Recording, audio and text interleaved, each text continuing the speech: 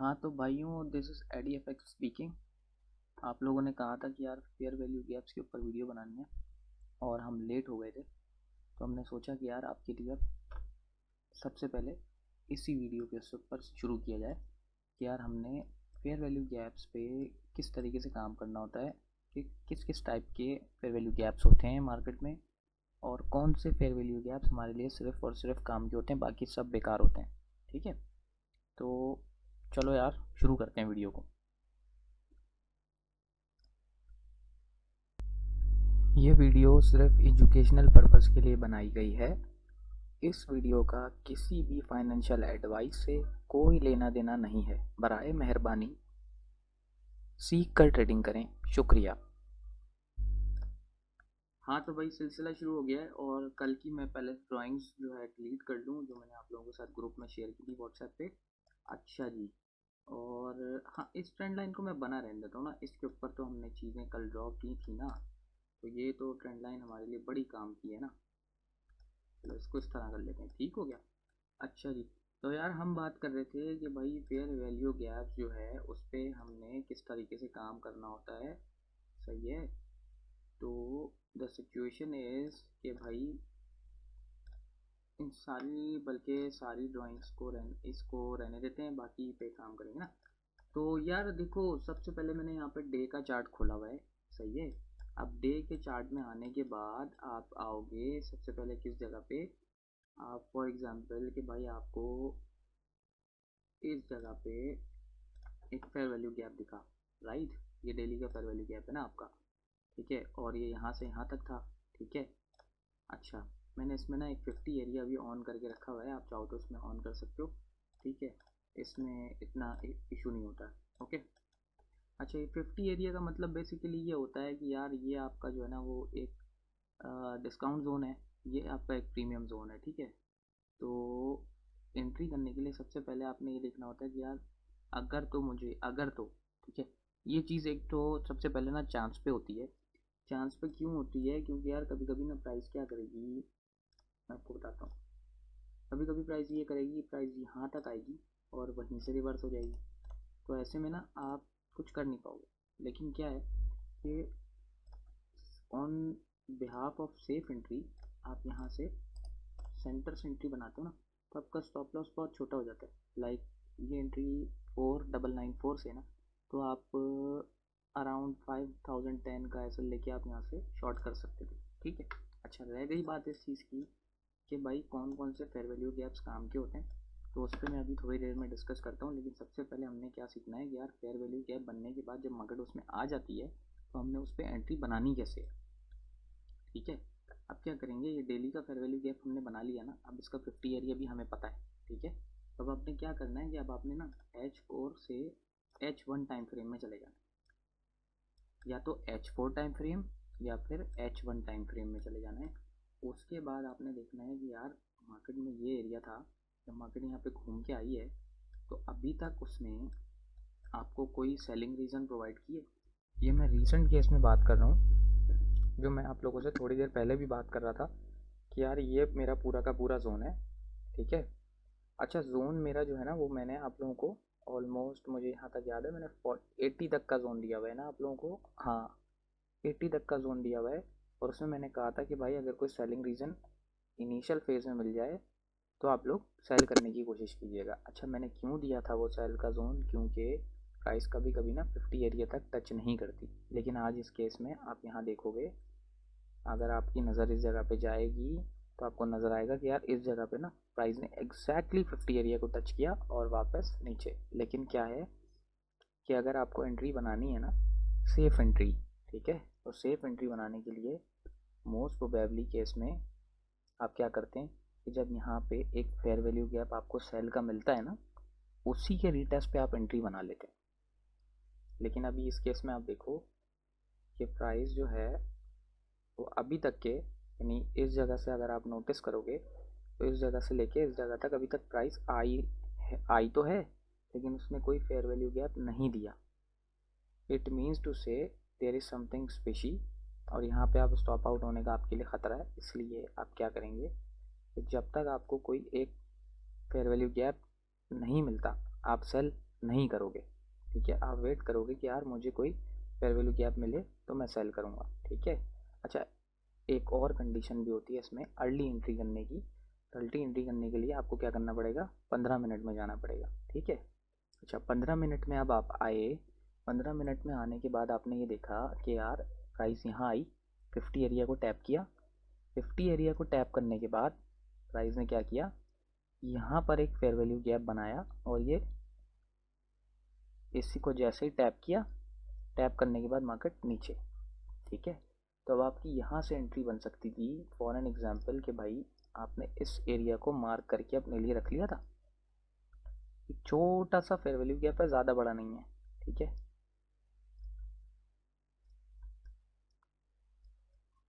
लेकिन आपने देखा कि यार प्राइस ने क्या किया, प्राइस ने जाके सीधा आपका एसएल लगाया और वापस नीचे आके क्लोजिंग दे दी, ठीक है।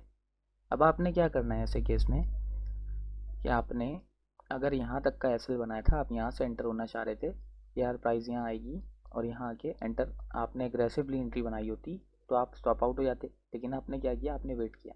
जब आप वेट कर रहे थे ना तो आपने देखा कि यार मार्केट इसमें तो आई है लेकिन क्या है, इससे बाहर निकल गई है। उससे बाहर निकल गई है तो ये इनवैलिड हो गया, एक तरीके से इनवैलिड हो गया। लेकिन क्या है, ये बाय के लिए भी काम नहीं आएगा।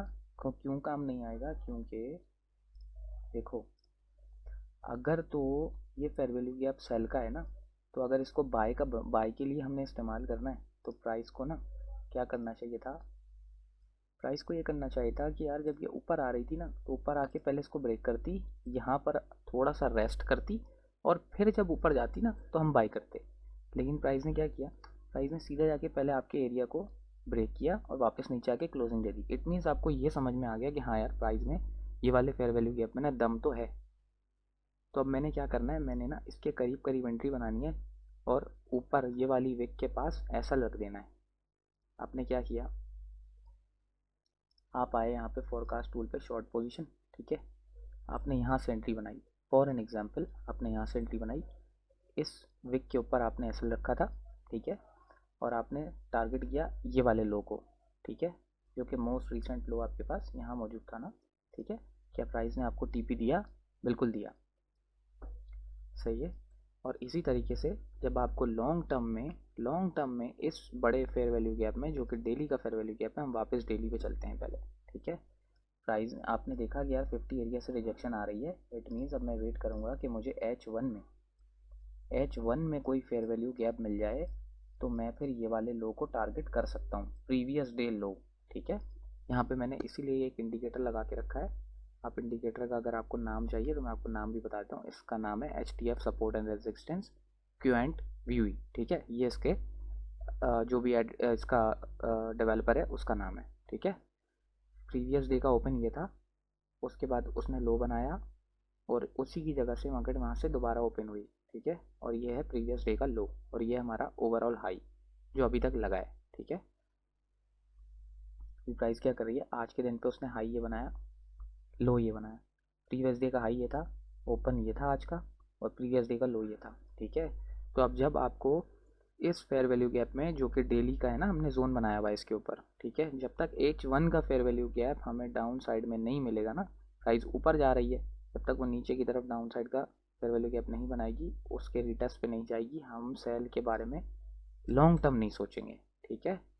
अच्छा, आप लोग अक्सर मेरे ग्रुप में देख रहे होते हैं कि यार मैं एंट्री बना देता हूँ और उसके बाद आप लोगों को एक जोन बता देता हूँ, और मैं जो है वो ये नहीं बताता कि यार मैंने क्यों एंट्री की है। अच्छा, मेरा वर्किंग स्टाइल थोड़ा सा डिफरेंट है, मैं एग्रेसिव ट्रेड करना पसंद करता हूँ क्योंकि कभी कभी मेरे जोन्स के अंदर मार्केट मुझे एंट्री नहीं देती सही तरीके से, क्योंकि मैं वेट करता रह जाता हूँ और उस चीज़ की वजह से ना मुझे थोड़ा सा डिले मिलता है। तो यह है कि मैं एग्रेसिवली एंटर कर लेता हूँ, लेकिन आप लोगों को मैंने आज एक चीज़ प्रोवाइड कर दी कि यार कौन से फेयर वैल्यू गैप को किस तरीके से इस्तेमाल करना होता है, ठीक है। अब चलते हैं हम लोग H4 के फेयर वैल्यू गैप की तरफ। कि भाई फॉर एग्जांपल आपको कोई 4H का फेयर वैल्यू गैप मिला है, ठीक है। अब बात करते हैं 4H के फेयर वैल्यू गैप की, ठीक है। अब कैसे, आओ बताता हूँ। रेक्टेंगुलर एरिया को मार्क किया, ये फेयर वैल्यू गैप था हमारे पास, ठीक है। हमने इस पर जोन ड्रॉ किया, थोड़ा सा मैं इसको पीछे ले जाऊँ ताकि इसकी विक्स ना छुपें, ठीक है। अच्छा, अब हम आ गए 4H के फेयर वैल्यू गैप को ट्रेड करने के लिए हमने जाना है 15 मिनट में। 15 मिनट में जब हम गए ना, तो हमने देखा कि यार जब प्राइस पलट के आई है इस फेयर वैल्यू गैप में 4H के, तो उसने क्या हमें 15 मिनट में फेयर वैल्यू गैप प्रोवाइड किया? बिल्कुल किया। बताता हूँ कहाँ पे, ये चेक करो आप लोग। ये फेयर वैल्यू गैप बनाया यहाँ तक का, ठीक है, ऑलमोस्ट उसके 50 एरिया के करीब करीब गई। अच्छा, करना ये है कि कभी कभी ना मार्केट 50 एरिया तक एग्जैक्टली नहीं जाती, तो आपने वेट करना होता है कि यार थोड़ा करीब से भी मिल जाए ना तो सेल कर लूँ, ताकि इस 50 एरिया से ऊपर एसएल रख लूँ, या फिर इस फेयर वैल्यू गैप से ऊपर एसएल रख के मैं शॉर्ट कर दूँ। ठीक है, अब आपने क्या करना था, आप इधर आए, आपने पार्ट ड्रॉ किया कि भाई मार्केट यहाँ से निकली, पहले इधर आई, फिर इधर आई, फिर इधर गई, नीचे आई, रीटेस्ट करने आई इस फेयर वैल्यू गैप को। तो अब मुझे टारगेट बनाना है, तो मैं कहाँ तक का टारगेट बनाऊंगा? ठीक है, अब आपने टारगेट बनाना ना, टारगेट आप कहाँ तक का बनाओगे? मोस्ट रिसेंट लो। मोस्ट रिसेंट लो आपके पास ये पड़ा हुआ, क्या आपको टारगेट मिला या नहीं मिला, आप मुझे बताओ। 4380 से आपने सेल किया, टारगेट बुक किया आपने कहाँ पे जाके? 5094। 5380 से आपने सेल किया, 5094 पे आपने प्रॉफिट बुक किया, ऑलमोस्ट 900 पिप्स। ठीक है, मुझे नहीं पता कि आप लोगों की दिमाग में फेयर वैल्यू गैप की क्या नॉलेज है क्या नहीं है, तो आज उसको भी डिस्कस कर लेते हैं कि भाई कौन सा फेयर वैल्यू गैप काम का होता है और कौन सा फेयर वैल्यू गैप काम का नहीं होता। ठीक है, उसके लिए हमें सबसे पहले फिबोनाची जोन्स को समझना पड़ेगा, और उसके लिए मुझे इस इंडिकेटर को पहले बंद करना पड़ेगा। तो भाई फिब लेवल्स क्या होते हैं आज मैं आपको समझाता हूँ। देखो, फिबोनाची ड्रॉ करने के लिए हम सबसे पहले आते हैं फिब रिट्रेसमेंट पे। ठीक है, और फिब रिट्रेसमेंट पे हम लगाएंगे, सॉरी, फिब रिट्रेसमेंट मेरा यहाँ पे दूसरा सिलेक्ट हुआ है, मैं ज़रा ये वाले को, नॉर्मल वाले को सिलेक्ट करूँ। ठीक है, अच्छा, अब यहाँ से लेके ये हाई हमारे पास था और ये लो था हमारे पास। ठीक है, अच्छा, लो और हाई मार्क कैसे करेंगे? भाई लो है, दो कैंडल ऊपर हैं, दो कैंडल इसके ऊपर हैं, दो कैंडल इसके ऊपर हैं, ये लो है। ठीक है, ओवरऑल हाई क्या है हमारे पास? ये है, इसके नीचे भी दो कैंडल नीचे हैं और इसके भी नीचे दो कैंडल हैं। ठीक है, अब आपने करना ये होता है कि भाई कौन सा फेयर वैल्यू गैप आपके लिए काम का होता है? जो फेयर वैल्यू गैप आपका 50 एरिया में आ रहा हो फिबोनाची लेवल के, या फिर 60 लेवल के अंदर। कोशिश करें कि भाई आपको 50 और 60 लेवल के अंदर अगर मिल जाए तो और बढ़िया, मतलब कहने का मकसद है 0.618। ठीक है, मैंने सेटिंग्स थोड़ी बंद की हुई हैं, ज़रा आसान रहता है मेरे लिए। तो क्या है भाई कि फेयर वैल्यू गैप अगर आपको डेली का या 4H का या कोई सा भी अगर फिब लेवल के 50 और 61 लेवल के अंदर मिल जाए ना, तो इसको हम बहुत अच्छा फेयर वैल्यू गैप मानते हैं। ठीक है, अब यहाँ पे आप देखो, क्या यहाँ पे 50-60 लेवल के अंदर कोई फेयर वैल्यू गैप आ रहा है? आ रहा है, मैं दिखाता हूँ आपको। ये फेयर वैल्यू गैप आपको नज़र आ रहा है, ये एग्जैक्टली 50 और 60 लेवल के अंदर है। अब आप मुझे बताओ, इस फेयर वैल्यू गैप में मार्केट नहीं रुकी, ठीक है, इसमें भी नहीं रुकी, मैं बताता हूँ, ये भी एक फेयर वैल्यू गैप था ना आपके पास छोटा सा। ठीक है, और उसके बाद हमारे पास ये CME गैप पड़ा हुआ था। ठीक है, क्या प्राइस इसमें रुकी? नहीं रुकी। सही है, एक और दिखाता हूँ आपको मैं, ये फेयर वैल्यू गैप भी यहाँ छोटा सा पड़ा हुआ है। मैं दरअसल में ब्रोकर है दूसरा, तो वो चीज़ों को ना अलाइन करके अच्छे से दिखाता नहीं है। ठीक है, एक फेयर वैल्यू गैप हमारे पास ये रहा with a CME gap also. ठीक है, क्या प्राइस ने इसके नीचे जाके क्लोज किया? नहीं किया। हमने क्या करना है, हमने फेयर वैल्यू गैप के अंदर आते के साथ ही तो एंट्री बनानी ही नहीं होती, आप लोगों को भी बताया मैंने अभी अच्छे से। तो आपने क्या करना है, अब आपने ना ये विक को देखो कितनी ईजीली, कितने मज़े मज़े में ये वाली विक को आपने अवॉइड कर दिया। आपके लिए कोई मसला ही नहीं है ना ये सब, इसको देखना, क्योंकि ये आपको डिस्टर्ब करेगी नहीं। मैंने आपको क्लियर बताया कि जब फेयर वैल्यू गैप में मार्केट आ जाती है तो आपने एक और फेयर वैल्यू गैप बनने का वेट करना है। ठीक है, और उसके बाद अपनी एंट्री बनानी है। अच्छा, दूसरी सिचुएशन में क्या होता है कि भाई कुछ लोग ना आपको ये भी पढ़ाते हुए नज़र आते हैं कि यार जब फेयर वैल्यू गैप में मार्केट आ जाया करे ना, तो आप क्या किया करो कि एक इनसाइड का गैप और एक आउटसाइड का गैप ये देख लिया करो, तो आपके लिए आसानी होगी। ठीक है, तो हम ये भी कर लेते हैं। हम इसमें गए, बल्कि इसमें तो ज़्यादा मार्केट आई नहीं है ना अभी, बल्कि ठीक है ठीक है ठीक है, हम यहाँ पे चलते हैं। कहाँ पर? H1 में। H1 से पहले आप जाओ 15 मिनट में। ठीक है, 15 मिनट में आप आए। 15 मिनट में आपने देखा कि भाई ये एक बाय का गैप बना जो मार्केट को ऊपर लेके गया फेयर वैल्यू गैप को टच कराने के लिए। ठीक है, मैंने शायद इस जोन को ना थोड़ा सा छोटा कर दिया है। Let me complete it first. Video थोड़ी सी लंबी हो जाएगी, लेकिन क्या है, कॉन्सेप्ट क्लियर होना चाहिए वीडियो की ऐसी की तैसी। जब किसी को बात ही समझ में नहीं आएगी तो ऐसा कंटेंट बनाने का क्या फ़ायदा। बात यह है कि भाई जब यहाँ पे प्राइस इसमें आई, पहला गैप बनाया, मैं इसको और छोटा कर देता हूँ ताकि समझने में आसानी हो। ये पहला गैप बनाया, मार्केट गई सीधा किसके अंदर? बड़े वाले डेली के फेयर वैल्यू गैप में। ठीक है, उसके बाद हमने पढ़ा है कि भाई एक बाय का देख लो, एक सेल का देख लो, तो मिल गया ना हमें एक बाय का और एक सेल का। ये रहा, एक सेल का मिल गया। ठीक है, मार्केट ने रिस्पेक्ट किया, सीधा गई टारगेट लेने। Check it out. ये हॉरिजॉन्टल रे लगा देता हूँ नियरेस्ट लो के पास। ये देखो, आपको टीपी मिला ना यार। तो इस तरह से हम फेयर वैल्यू गैप्स पे काम करते हैं। अच्छा, दूसरा जो हमारा मोस्ट इम्पॉर्टेंट केस है, उसको भी आज स्टडी करते हुए ही चलेंगे, क्योंकि हम बहुत देर देर से वीडियो बनाते हैं तो कुछ चीज़ें रह जाती हैं और फिर लोग बाद में पूछते हैं तो फिर मना करते हुए बुरा लगता है, तो उसको भी स्टडी कर लेते हैं। अच्छा, मेन केस क्या है कि भाई जो लोग ट्रेंड लाइंस के ऊपर ट्रेड करते हैं ना, उनका भी मैं कॉन्सेप्ट क्लियर कर देता हूँ। देखो, बिल फर्स्ट प्राइस यहाँ आ रही थी, यहाँ आ रही थी, यहाँ आ रही थी, एक टच, दूसरा टच, तीसरा टच। ठीक है, और ये फाइनल चौथा। अगर आपको यार बाय करने में यहाँ भी एंट्री नहीं मिली थी, फॉर एन एग्जाम्पल, कि आप ये सोच रहे थे कि यार मुझे जब बाय की एंट्री मिलेगी ना तभी मैं बाय करूँगा, इस तरह बाय करना मुश्किल है। ठीक है, तो यार अगर आपको ये वाले टच पे एंट्री नहीं मिली थी, आप वेट कर रहे थे कि यार मार्केट ने यहाँ टच करेगी ना फिर बैठूंगा मैं बाय में on this area. Look at this carefully. आप तो वेट कर रहे थे ना कि यार यहाँ पे मुझे एंट्री मिलेगी तभी मैं बाय करूँगा। जब मार्केट पूरी तरीके से इस ट्रेंड लाइन को टच कर देगी फिर मैं कोई कंडीशन ढूंढूंगा और उसके बाद बाय करने की कोशिश करूँगा, लेकिन यहाँ तो बाय मिली नहीं आपको। तो अब आपने क्या करना है, देखो,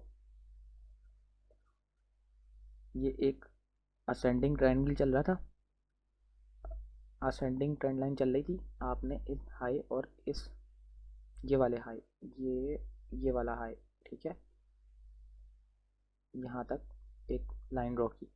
आपने कहा यार चलो यहाँ तो आ नहीं रही, जब ये हाई ब्रेक हो जाएगा ना फिर मैं ट्रेड लगाता हूँ। ठीक है, अब नाउ लुक एट दिस। क्या ये हाई ब्रेक होने के बाद जब मार्केट घूम के रिटेस्ट करने आई आपको एंट्री मिली? कितनी शानदार एंट्री मिली। ठीक है, अच्छा क्या होगा कि ना जब चार्ट चल रहा होगा ना तो आप यहाँ पे घबरा जाओगे कि यार यहाँ पे तो ब्रेकआउट हो गया, अब ये रीटेस्ट भी हो गया, क्या मैं बाई कर लूँ? यहाँ पे भी बाई कर सकते थे आप, कोई मसला नहीं है, यहाँ आप बाई करते। ठीक है, फिर फर्ज यहाँ बाई करते, यहाँ से मार्केट वापस रीटेस्ट करने आती। अब आपको धक धक नहीं करना है, बस जब आपने एंट्री ले ली तो इट मीन्स ले ली। अब इतनी बड़ी मूव कैच करना तो ज़रा मुश्किल है, लेकिन क्या है, एटलीस्ट आप कुछ तो टारगेट बुक करोगे ही ना, तो उसके लिए आप 1000 पिप्स का टारगेट आपने अचीव कर लिया। ठीक है, बेयर मिनिमम भी अगर मान लो, तो आप यहाँ देखो, यहाँ एंट्री ली फ्री टेस्ट पे, चलो यहाँ पे भी ली, तो अब ज़ाहिर है किसी लो के नीचे तो आपने रखना ही है ना अपने एसएल को, तो इस लो के नीचे आपने एसएल रखा हुआ था बोल, फॉर एग्जाम्पल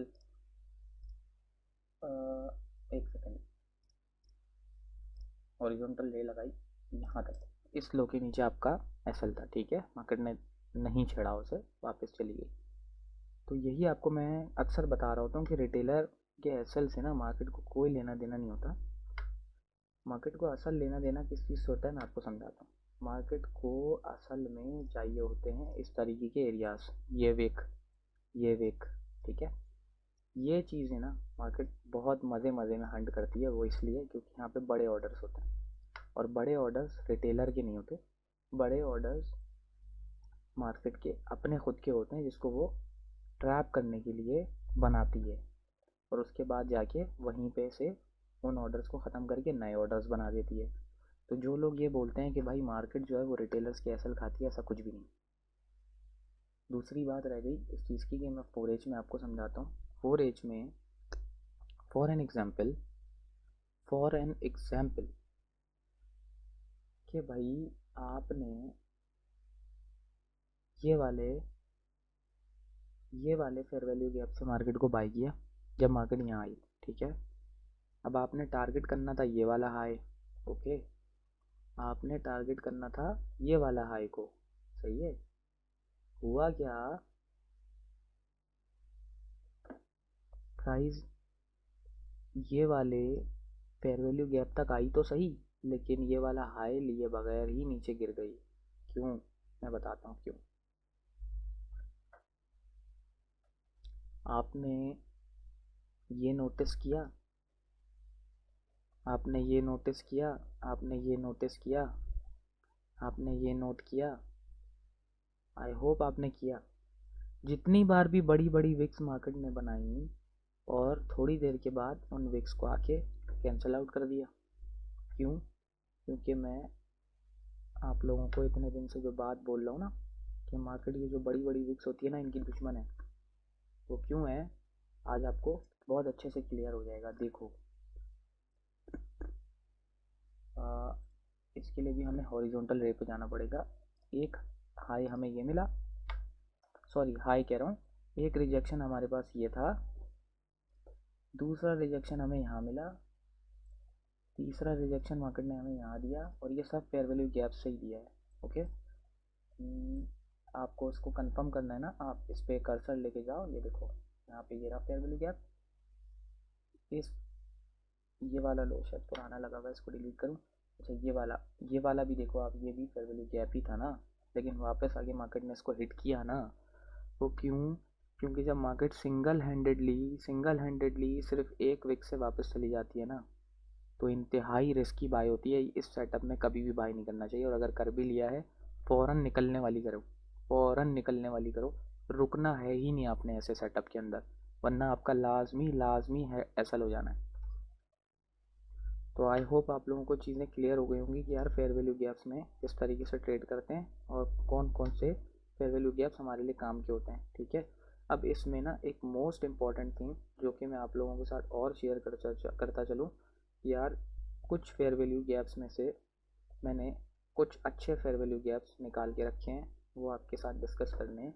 देखो, जिस फेयर वैल्यू गैप की तीसरी कैंडल, यानी 1 2 3 तीन कैंडल से बनता है ना एक फेयर वैल्यू गैप, जिसकी तीसरी कैंडल इस टाइप की डॉजी कैंडल हो ना, या कोई इनडिसीजन कैंडल हो, ये फेयर वैल्यू गैप आपके लिए इंतहाई काम का होता है। कोशिश किया करें कि ये वाला फेयर वैल्यू गैप अगर आपको किसी बड़े टाइम फ्रेम पे मिल जाए ना, तो ये बहुत हाई प्रोबेबिलिटी सेटअप होता है, इसको इग्नोर मत किया करें। देखें, मैं आपको इसकी एग्जांपल भी दिखाता हूँ। हम पीछे चलते हैं, ज़्यादा दूर जाने की ज़रूरत नहीं है। ये रहा, ठीक है, ये सामने ही पड़ा हुआ था ना, हमें कहीं पीछे जाना भी नहीं पड़ा कि कल को कोई ये बोल सके कि यार सर आपने तो जो है ना वो पुराने चार्ट पे दिखा दिया। पुराने पे तो दिखाना आसान होता है, लाइव ट्रेड करके दिखाओ तब मानो।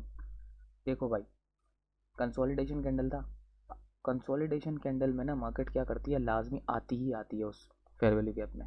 अच्छा, होता क्या है, जो लोग ऑर्डर ब्लॉक्स पे ट्रेड करते हैं ना, ऑर्डर ब्लॉक पहचानने का आसान तरीका ये पड़ा हुआ ऑर्डर ब्लॉक आपका, जो मूव फेयर वैल्यू गैप बनाती है ना, वही मूव ऑर्डर ब्लॉक भी बनाती है। आई होप कोई और जो मार्केट से रिलेटेड बंदा है वो ये ना देख रहा हो, वरना मार्केट टॉप भी कर लेती है कुछ चीज़ें, लेकिन खैर कर ले तो कर ले, हम उसकी परवाह नहीं करते। बात यह है, जब मार्केट इस फेयर वैल्यू गैप में आई तो ये देखो पूरा ऑर्डर ब्लॉक तक गई, उसके 50 एरिया से आपको बाय मिली, सही है। आपने टारगेट क्या रखना था अपना? आपका मैक्सिमम टारगेट ये एरिया होता है, नियरेस्ट हाई होता है, ठीक है, या 1:10, 1:20, इसी तरह होता है ना। तो आपको ये जो यार क्लियर बाय मिली है ना यहाँ से, अगर आपको इस फेयर वैल्यू गैप में कोई फेयर वैल्यू गैप एक्स्ट्रा नहीं मिल रहा था, ठीक है, तो फिर आपने क्या किया, आप ऑर्डर ब्लॉक का वेट कर लो। अगर आप ऑर्डर ब्लॉक पे काम करते हो, ऑर्डर ब्लॉक तक आने दो। फेयर वैल्यू गैप पे काम करते हो, फेयर वैल्यू गैप तक आने दो। सही है। अब नेक्स्ट टॉपिक या तो मेरा ऑर्डर ब्लॉक रहेगा या फिर लिक्विडिटी कॉन्सेप्ट को समझेंगे, ठीक है। आई होप आप लोगों को क्लियर हो गई होंगी चीज़ें कि यार कौन से ऑर्डर फेयर वैल्यू गैप्स हमारे लिए काम के होते हैं। अच्छा, एक इसमें ना एडवांस फेयर वैल्यू गैप होता है। एडवांस फेयर वैल्यू गैप क्या चीज़ है? Advance fair value gap basically जो मैंने आपको तरीका बताया है ना कि यार जब जोन में प्राइस जाए उसके बाद आपने सेल करना है, बस वही एडवांस होता है फेयर वैल्यू गैप। कोई भी आपको ये बोलता हुआ नज़र आए कि भाई मैं इस तरह कराता हूँ तो इस टाइप के फेयर वैल्यू गैप जो है ना एडवांस फेयर वैल्यू, ये मोस्ट क्लासिकल एग्जांपल है, टेक्स्ट बुक एग्जांपल है जो बुक्स के अंदर मौजूद है, ठीक है। और ऐसी बात नहीं है, फेयर वैल्यू गैप्स अब लोगों ने पढ़ाना शुरू किए हैं। फेयर वैल्यू गैप्स आपको 25 साल पुराने चार्ट के अंदर भी मिल जाएंगे, लेकिन उस टाइम पे लोग पढ़ाते नहीं थे। अब क्या है, फेयर वैल्यू गैप क्यों पढ़ाया जाता है? क्योंकि आसान तरीन तरीका होता है। नॉर्मल से नॉर्मल बंदे को जिसको चार्ट की नॉलेज नहीं होती उसको भी समझ में आ जाता है कि भाई फेयर वैल्यू गैप पे काम कैसे करना है या इसको पहचानना कैसे है, ठीक है। आई होप क्लियर हो गया होगा आप लोगों को कि यार फेयर वैल्यू गैप पे काम कैसे करना है। नाउ मैं चलता हूँ कि मैंने बहुत इमरजेंसी में आज आप लोगों के लिए वीडियो बनाई है, क्योंकि पिछली बार भी बना ली थी बट वो कुछ करप्ट हो गई थी, कुछ मसला आ गया था, तो उसके लिए बहुत बहुत सॉरी। और यार वीडियो पसंद आई हो, अगर आप लोगों को कुछ तरीका नया सीखने को मिला हो और कुछ नया आप लोगों की लाइफ में मैंने ऐड किया हो, तो उसके लिए वीडियो को लाइक कर देना, अच्छे अच्छे कमेंट्स नीचे कर देना और सब्सक्राइब ज़रूर कर लेना, ताकि कोई नई वीडियो, कोई नए कॉन्सेप्ट या कोई ऐसी नई चीज़ मार्केट में आए तो आप उससे अपडेटेड रहो। Thank you so much and bye bye.